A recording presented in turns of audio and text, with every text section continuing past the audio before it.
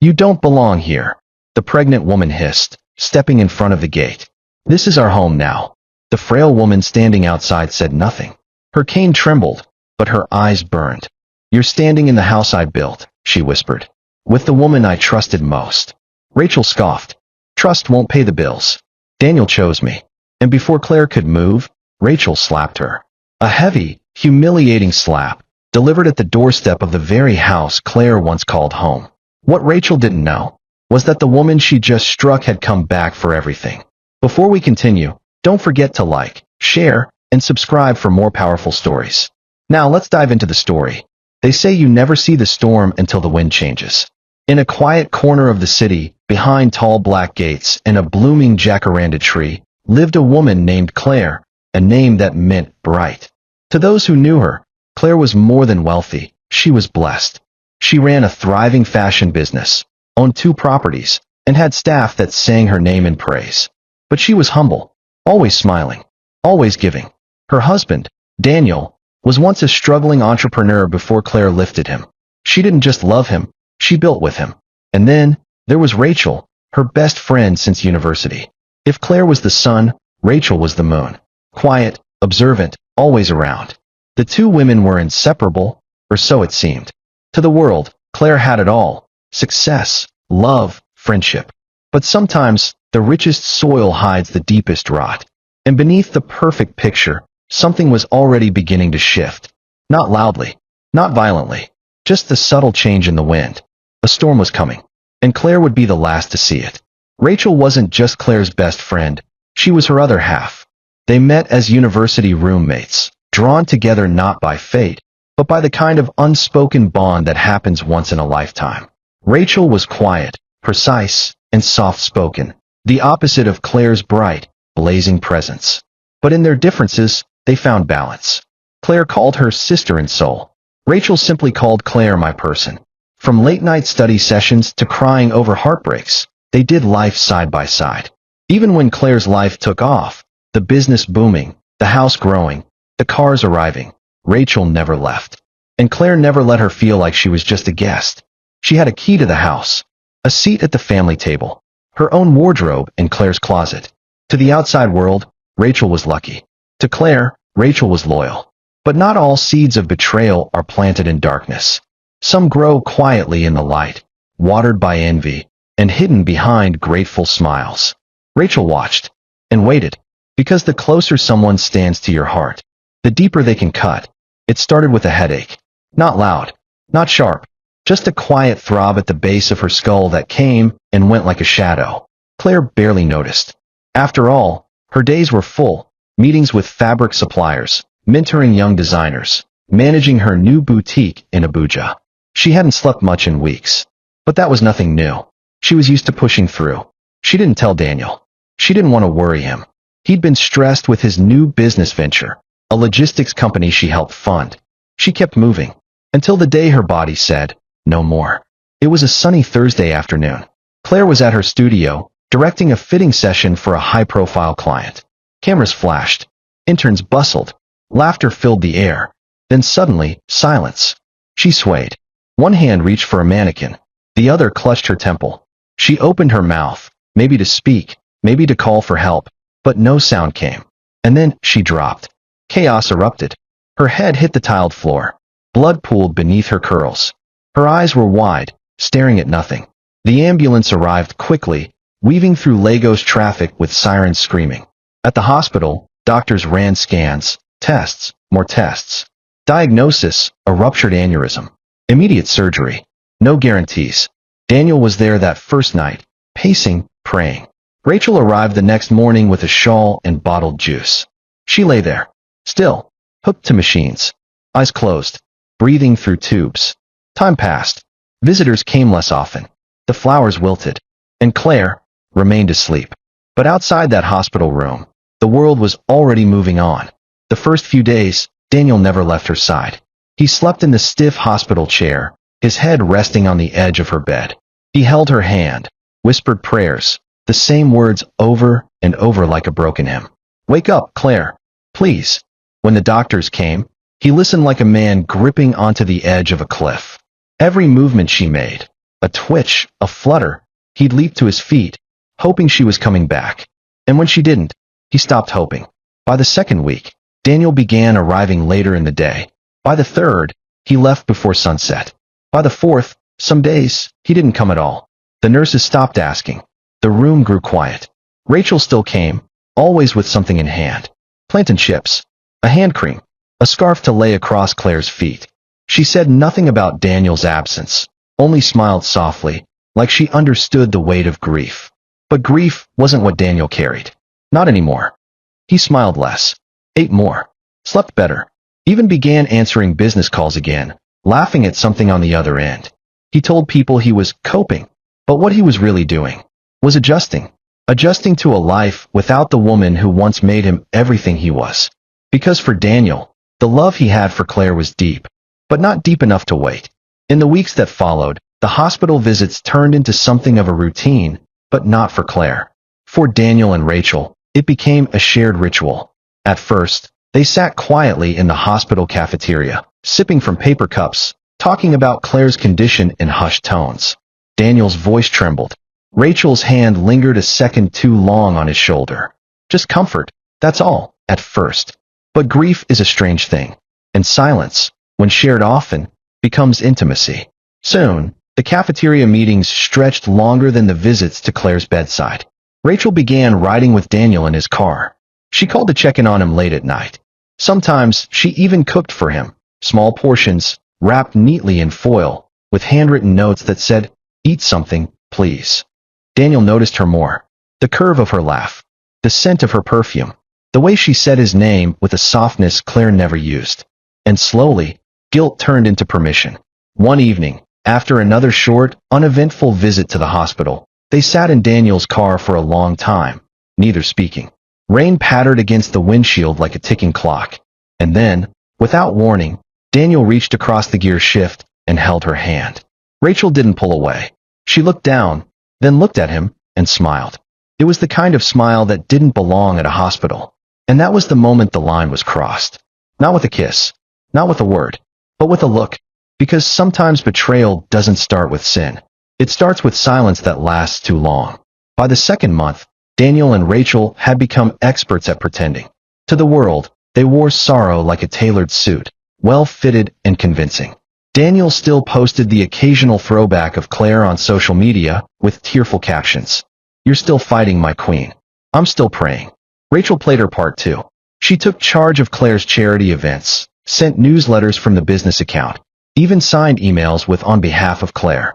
On the surface, they were loyal, heartbroken, grieving together. But behind closed doors, the grief faded. It was replaced with laughter, with late-night confessions, with dinners that ended in dimmed lights. Rachel started staying over more often, claiming exhaustion, saying it was too late to drive back home. Daniel didn't question it. By the third week, she had her own toothbrush in the guest bathroom, which gradually made its way into the master suite. One evening, as they stood in Claire's walk-in closet, folding away the clothes no one thought she'd wear again, Daniel picked up one of Claire's scarves.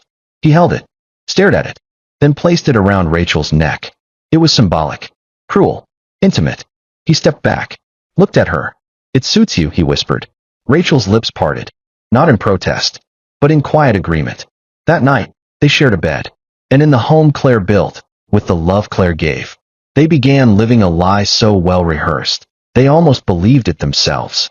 But betrayal, no matter how soft its beginnings, always leaves a bruise, even if the victim is still asleep. What began as convenience soon turned into conquest. Daniel's first withdrawal was done with trembling hands. He stood before the ATM, Claire's card clutched between his fingers like it might burn him. The machine asked for her PIN, 6 digits he knew by heart, the birthday of their wedding day. 100,000 Nigerian nairas. He told himself it was for groceries, for petrol, for house help salary. But lies are easiest when they wear the clothes of necessity. By the end of that week, he was logging into her business accounts.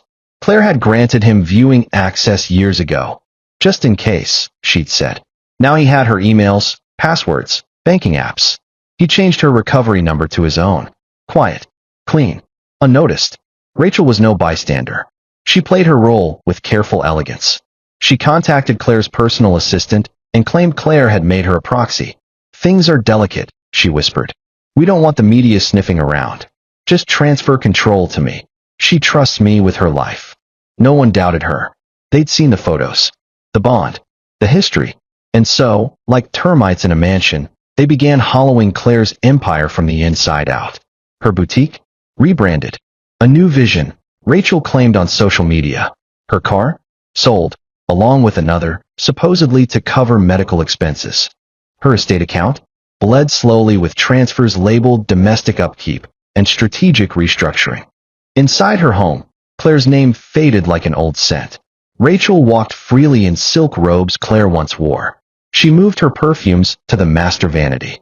She replaced Claire's framed photos with pictures of herself and Daniel, smiling, posing at art shows, dinners, church programs. A curated love story. And when a junior staff member raised questions, she was dismissed. Quietly, without fuss. They thought they were erasing her, burying her before she was dead. But what they didn't realize was this. A woman like Claire doesn't vanish. She waits. And when she rises, she remembers. The wedding wasn't grand. There were no photographers, no long guest lists, no champagne towers. Just 2 signatures, a quiet court registry, and a shared secret that sealed the final betrayal. Daniel and Rachel got married. It happened barely 3 months after Claire fell into a coma. Rachel wore a modest white dress with a cream gelly tied neatly above her brow. Daniel arrived in a navy blue kaftan, wristwatch gleaming, the one Claire had gifted him for their 3rd anniversary.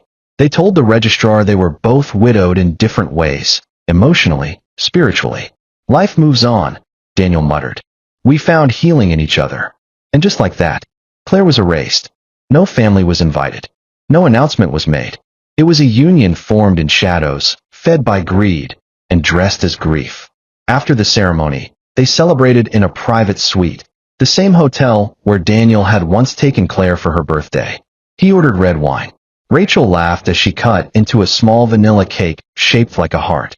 He toasted, "To new beginnings." She smiled, "To what we deserve." By the end of that week, Rachel moved into Claire's master bedroom permanently. Her clothes filled the walk-in closet. Her slippers sat beside Daniel's at the foot of the bed. And when curious neighbors asked questions, Rachel said softly, "We don't know if Claire will ever wake up. We're just trying to move forward."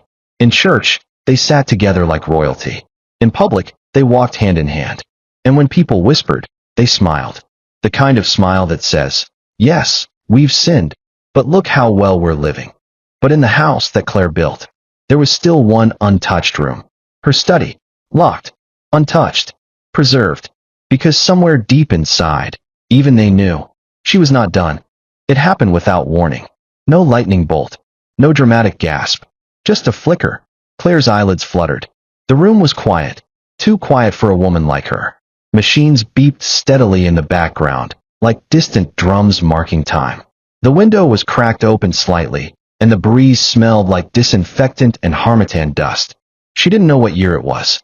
Or what day? Only that she was still here. She blinked, slowly. Her throat burned. Her limbs felt like lead. Every inch of her body whispered pain. But her spirit whispered something else. "Wake up." A nurse entered and froze at the sight. "Doctor, she's awake. She's awake." In a rush, footsteps echoed. Voices overlapped. Machines clicked. "Can you hear me, ma'am? Can you move your fingers? Do you know your name?" She tried to speak, but the words were trapped behind dry lips and forgotten strength. Only a tear escaped, silent, hot, and defiant. The doctor placed a gentle hand on her arm. "You've been in a coma for almost 4 months." For months, the world she knew had continued without her, moved forward, shifted, changed. She felt it in her bones, in her silence, in the emptiness of the room. No flowers, no fresh cards, no familiar voices. She looked toward the corner, expecting to see Daniel's worn jacket slung over the chair, or Rachel's handbag resting by the window. But there was nothing, only a blank TV screen, a folded bedsheet, a sense of being forgotten. And in that moment, she didn't just wake up from a coma. She woke up from an illusion. Everything she gave might have been taken, but one thing stirred quietly beneath her ribs, faint but firm. Fire.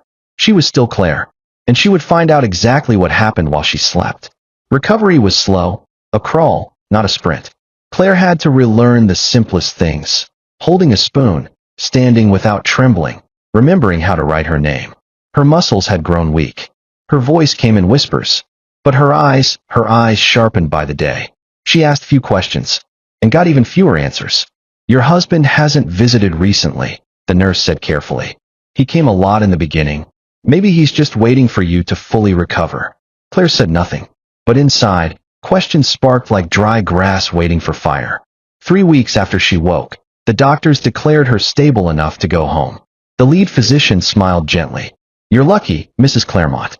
Most people don't come back from what you survived. You should rest. Take things slowly. She nodded, but in her mind, rest was already over. Her body had slept for 4 months. Now, her spirit was wide awake.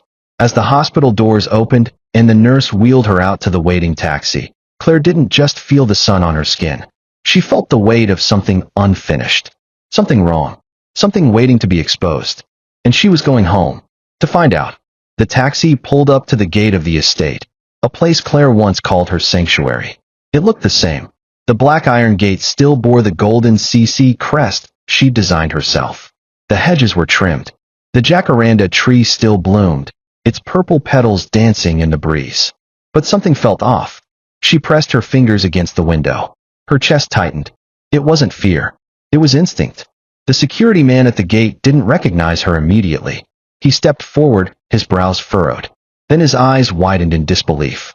Madam, he gasped. You're alive? Claire managed a weak nod. Open the gate, Moses.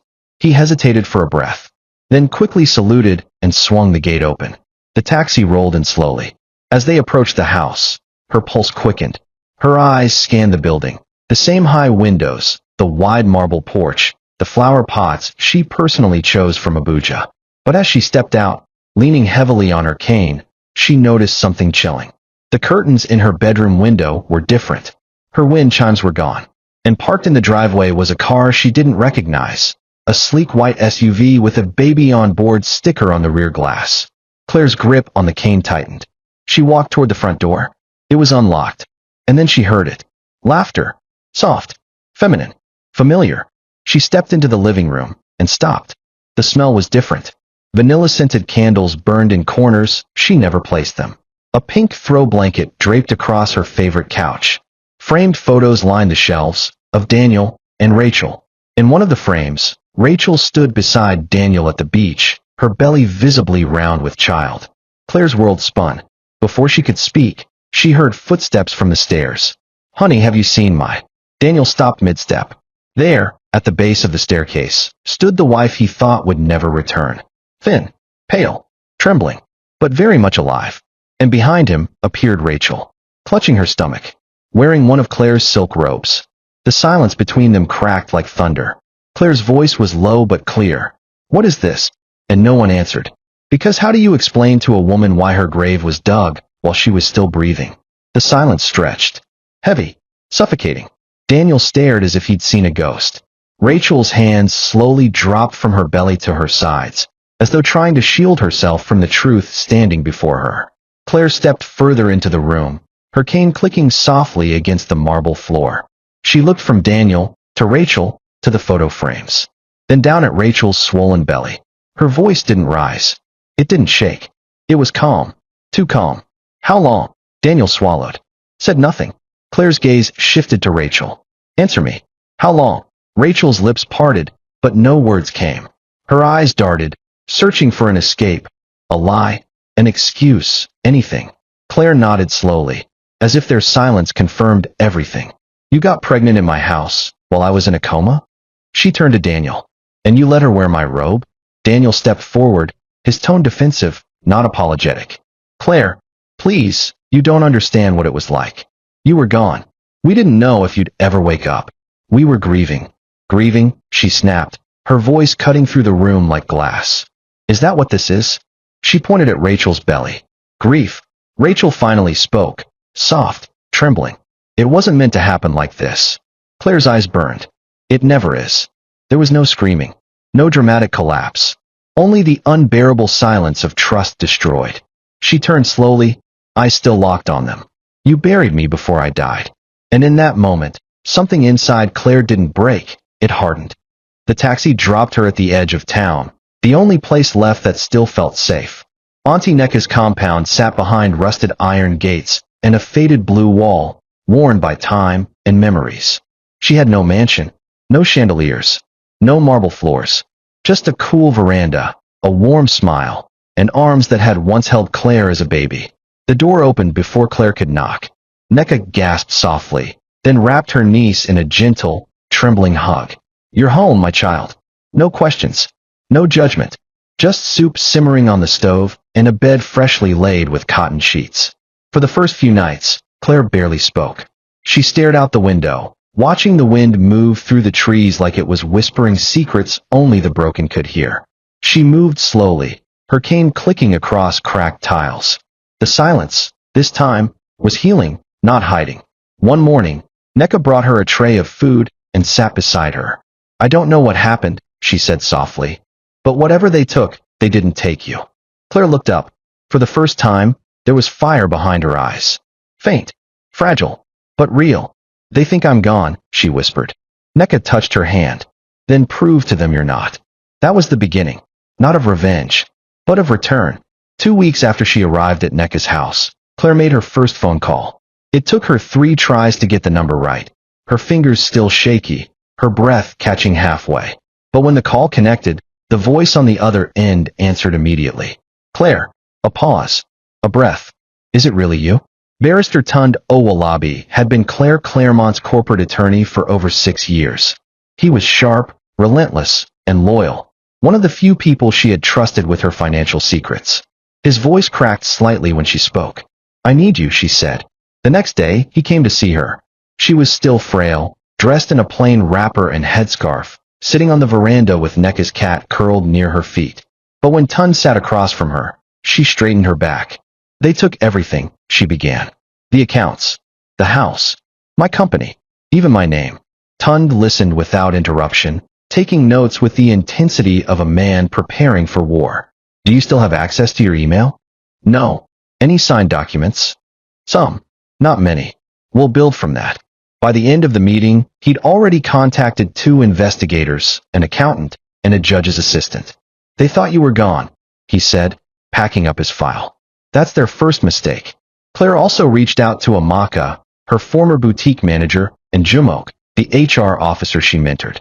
Both women cried when they saw her number flash across their screens. They came the following weekend, bringing files, testimonies, and one very important flash drive. Inside, a full digital record of business changes made in her absence, timestamps, emails, and security footage. Claire watched the files in silence. "Let's begin," she said. She wasn't back to reclaim pity. She was back to reclaim power. Recovery wasn't instant. It never is. But each day, Claire did something small. And with every small thing, the fire inside her burned brighter. She began with walks, just to the end of the compound and back. Then stretching, then reading. Her mind, once foggy from months of silence, now buzzed with clarity. She stopped wearing wrappers and started dressing in fitted ankara again. She retwisted her hair, reapplied her brows. The mirror, once avoided, became a place of ritual. Every morning, Auntie Neka watched her step onto the veranda, back straighter, eyes sharper. "You're looking like yourself again," she said one morning. Claire smiled softly. "I'm looking like the woman they forgot I was." She spent her afternoons reviewing files, screenshots, financial records. Tund visited every 2 days with updates. Investigations were in motion. Legal grounds were being prepared. She was no longer merely surviving. She was preparing. Late at night, when the neighborhood slept, Claire wrote in a leather notebook, pages filled with plans, memories, names. Not to dwell, but to document. She remembered the day she paid Rachel's first rent. The time she gave Daniel the seed money for his business. The day they both promised never to betray her. She didn't cry. She wrote it all, and underlined one sentence. "They did not break me. They revealed me." She also started attending a women's support group discreetly, not to share her story, but to listen, to learn. And in their pain, she saw reflections of her own. What she'd lost was massive, but what she was rebuilding, that was undeniable. Claire wasn't just getting back to who she was. She was becoming something more. Long before betrayal had a name, it wore familiar faces. Claire sat alone on the veranda one afternoon, her fingers thumbing the pages of her notebook. It wasn't anger that clouded her eyes, it was memory. The first time she met Daniel, he was fresh out of NYSC, full of dreams and hungry for opportunity. He had no job, no apartment, no plan. But Claire saw potential. She invited him to lunch after a charity event, and by the following month, she had connected him with a logistics consultant and given him 5 million Nigerian nairas to start his company. It's not a loan, she had said back then. It's belief. She paid his first office rent, designed the company logo herself, and even bought him his first work laptop, engraved with his initials. When Daniel proposed, he knelt not with a ring, but with tears. "You didn't just love me," he whispered. "You built me." And Rachel? Oh, Rachel. They met in university, yes. But Claire had carried her through storms. When Rachel's mother fell sick, Claire paid the hospital bills without being asked. When Rachel lost her job at the magazine, Claire made her assistant manager at the boutique, even when others protested. She took her on vacations, bought her clothes, shared her closet, her secrets, her soul. "I have 2 sisters," Claire used to say. "One by blood, one by bond." One weekend, just months before the coma, Claire had hosted a private dinner at her home. She toasted to both of them, her eyes glowing with love. "To my husband, who keeps me grounded. And to Rachel, my backbone." They had smiled, clinked glasses, and somewhere deep inside, already plotted. Back on the veranda, Claire closed her notebook. Not with regret, but with resolve. Because now she understood. Her biggest mistake wasn't loving them. It was thinking they loved her the same. Justice doesn't always come with sirens. Sometimes, it comes on letterhead. Stamped. Signed. Delivered. On a humid Thursday morning, Daniel and Rachel received a court summons.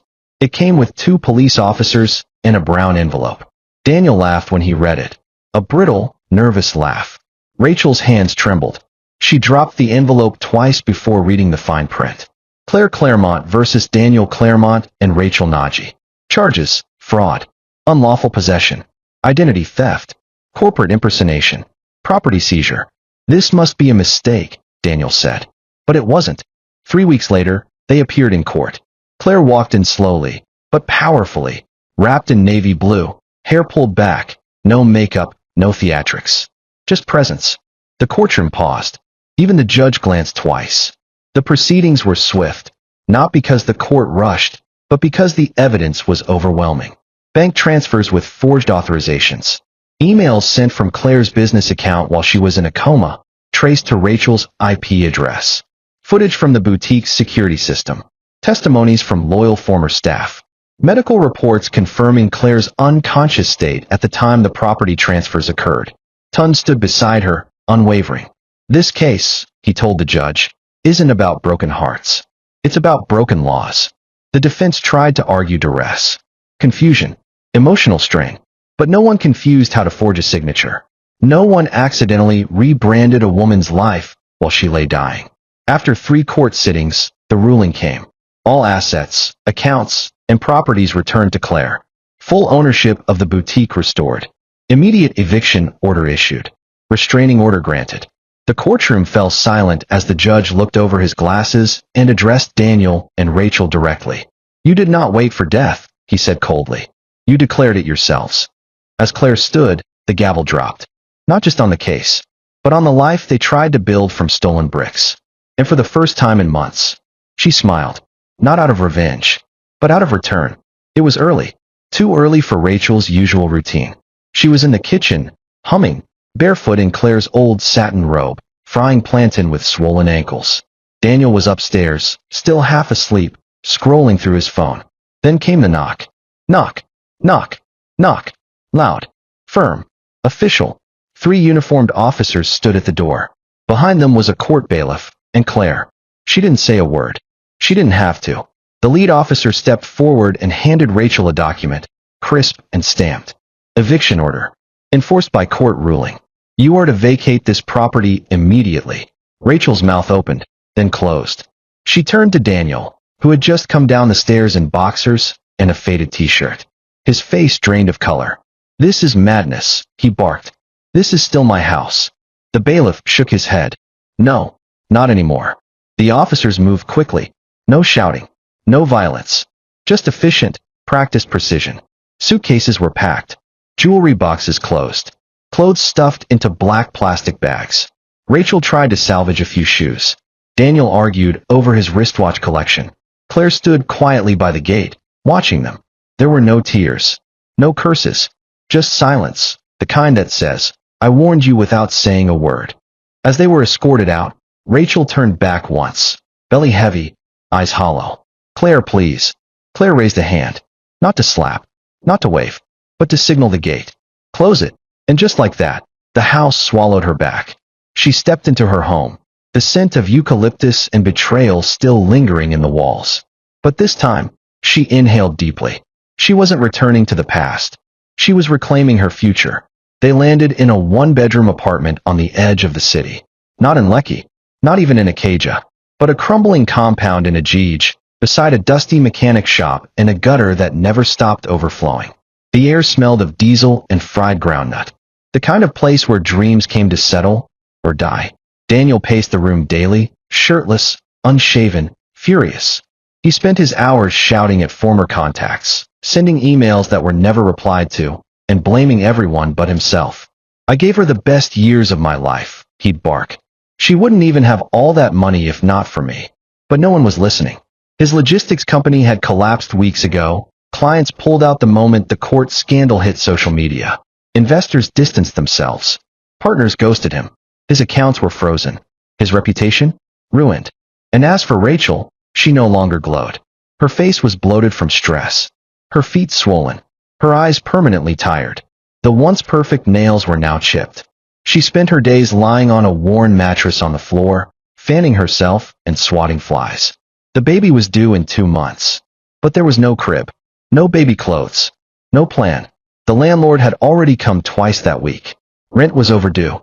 NEPA had disconnected the light. The only gas burner they had was borrowed. Sometimes, when the neighbors passed by, they'd whisper just loud enough. "Isn't that the woman who stole from that fashion mogul?" She thought pregnancy would secure the bag. Now look at her. From satin robes to sachet water. Rachel would hear them, and she would cry. Not because they were wrong, but because they were right. One evening, as the rain poured through the broken window, she turned to Daniel, her voice thin and trembling. "Do you think maybe she would have forgiven us? If we told the truth?" Daniel scoffed, lighting a match with shaking hands. "Claire, that woman forgives nothing. She's ice. She waited just to destroy us." But even he didn't believe his own words. Because deep down, beneath the bravado and bitterness, he knew. They destroyed themselves. Claire just gave them the space to do it. There was no fairy tale ending for them. No happy couple's Instagram post. No luxury baby shower. Just silence, regret, and the suffocating weight of choices they could never undo. 6 months later, the boutique had reopened, not with glitz, but with grace. No grand rebranding. No dramatic announcement. Just a clean white sign. Claire Claremont. Her name. No need for anything else. The staff she trusted had returned. Business was steady, healing. But Claire knew that wealth wasn't the true victory. The true victory was what came next. So, one breezy Saturday afternoon, inside a modest event hall in Victoria Island, she launched the Second Wind Foundation. The seats were filled, not with celebrities or influencers, but women. Women from different walks of life. Some in corporate suits, others in wrappers and headscarves. But their eyes told the same story. They had all been hurt, used, betrayed, forgotten, and they were all still standing. Claire stepped onto the stage in a simple white dress, her voice clear, her presence quiet but commanding. "This foundation," she began, "is not about me. It's about the women who wake up in the middle of their ruin and say, 'No, I will not end here.'" She shared a piece of her story, not in detail, but enough. "I was buried alive," she said, "but I rose anyway." The crowd was still, moved. Some clapped. Others wept silently. The Second Wind Foundation would offer legal aid to women facing domestic betrayal, emergency housing, counseling services, and skills training. Because strength, she continued, isn't about pretending to be untouched. It's about choosing to rebuild, stronger, wiser, louder. After her speech, women lined up just to hug her. Not because she was famous, but because she was proof. Proof that scars could shine, that broken things could still bloom. Later that evening, standing alone by the window, Claire watched the city move beneath the golden sky. Lagos, loud, fast, unforgiving. And yet here she stood, alive, rooted, reborn. She smiled, not at the memory of pain, but at the power of survival. Because this time, she wasn't building just for herself. She was building for every woman who had ever been counted out. That night, Claire stood on the balcony of her restored home, barefoot, arms folded, the wind dancing through her hair. Below, the compound was quiet. The jacaranda tree she once loved now bloomed again, its petals scattered across the ground like nature's confetti. She watched them fall, one by one, thinking of how her own life had come undone and bloomed again. Inside, the house looked nothing like the one Daniel and Rachel left behind. Their prints had been scrubbed away, the curtains replaced, the photos removed. But some scars still lingered. In corners, in memories, in silence. She stepped into her study, untouched all these months. The desk was just as she left it. A photo of her late parents, her old journals, a framed quote on the wall. You are allowed to outgrow the versions of yourself that barely survive. She sat and opened the last journal she'd written in before the coma. The last entry was dated just days before everything changed. Grateful, it read. Grateful for Daniel. Grateful for Rachel. Grateful for peace. She stared at those words for a long time. How strange that gratitude once belonged to people who buried her with soft hands. But there was no bitterness now, only clarity. Claire had lost more than wealth. She had lost the version of herself that believed love alone was enough. That giving endlessly would protect her from betrayal. That history guaranteed loyalty. And yet, she had gained something deeper. Resilience. Discernment. Power without performance. She stood, walked to the mirror, and looked at herself. Really looked. She saw the scars. The tired eyes. The softer jawline from months of recovery. But she also saw strength. Not the kind that yells. The kind that survives. That rebuilds. That rises. She placed her hand over her heart and whispered, "You came back." And for the first time since she woke up, Claire didn't feel like she was recovering. She felt whole. Not who she used to be. Someone better. And so, Claire's story became one the city whispered about for years. Not because she screamed. Not because she fought with fists. But because she rose without warning. And reclaimed everything they thought she had lost. In marketplaces and offices, people told the tale. Of a woman who was buried alive by the two people she trusted most. Of how they feasted in her absence, wore her clothes, spent her wealth, and danced in the house she built. They said she came back pale, thin, forgotten. But she left the hospital with fire in her chest and truth in her footsteps. They tried to erase her. But you cannot bury a seed and call it dead. Not when it was meant to grow. And oh, how she grew. She did not burn them. She did not curse them. She let the law speak. She let silence shame. She let truth rise like smoke, slow, undeniable, and impossible to ignore. And when it was over, she did not sit in bitterness. She built something new, not a shrine to her pain, but a bridge for others to cross. The girl who once cried over betrayal became the woman others looked to for strength. And in that strength, a lesson was born. Not all battles are won with noise. Some are won with stillness, with dignity, with time. And not all losses are losses, some are redirections. Because sometimes, the people who betray you are just the storm that reveals your roots. So when you hear her name, Claire Claremont, let it remind you that being broken is not the end, that silence is not defeat, and that no thief, no liar, no betrayer can steal the strength of a woman who chooses to rise again. This is not just her story. It is the story of every woman who has ever been counted out, and came back louder in her silence than 1,000 voices ever could. Let the world never forget, the woman they tried to bury was a seed.